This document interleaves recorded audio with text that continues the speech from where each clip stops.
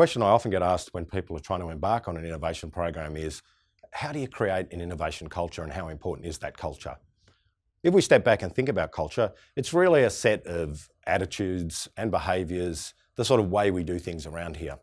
So if you are embarking on an innovation program or deciding that innovation is part of what you really need to do, you have to ask yourself, well, simply like, what happens if somebody has an idea here?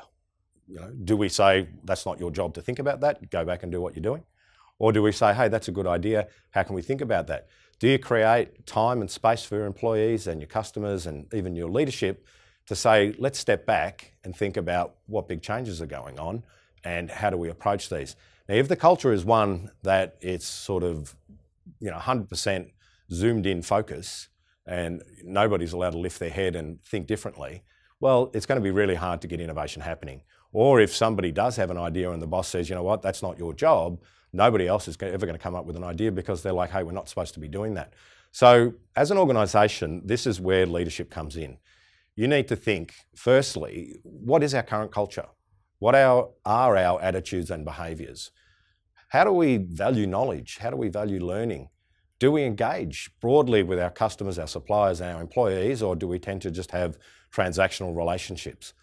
Thinking about these things is a really good foundation for you to say, well, is that going to help innovation or is that going to hinder it? So firstly, the commitment to innovation, leadership, signing in blood almost, saying this is what we're going to do and this is where we're focused, but making it something where everybody can participate. Celebrating successes, learning from failures, sharing stories, getting people involved, bringing people in from externally and internally to work on problems or work on opportunities where you think you can solve them, and doing this visibly with lots of leadership involvement.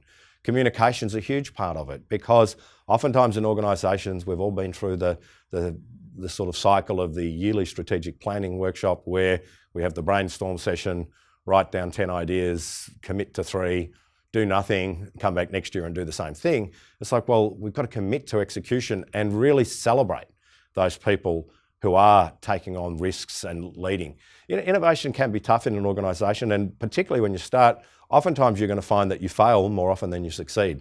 And my view is saying to the people, you know what, if we're going to try something, let's not bet the farm. Let's learn, let's do stuff fast, and we celebrate what we've learned.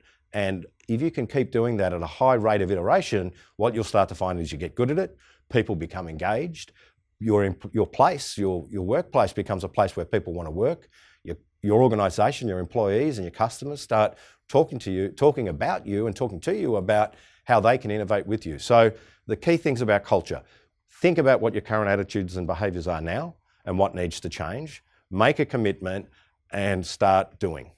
And the other thing is communicate, communicate, communicate. If you continue to communicate as well as demonstrate actions and behaviours which allow innovation to flourish, you will have an innovation culture much more quickly than you thought you could.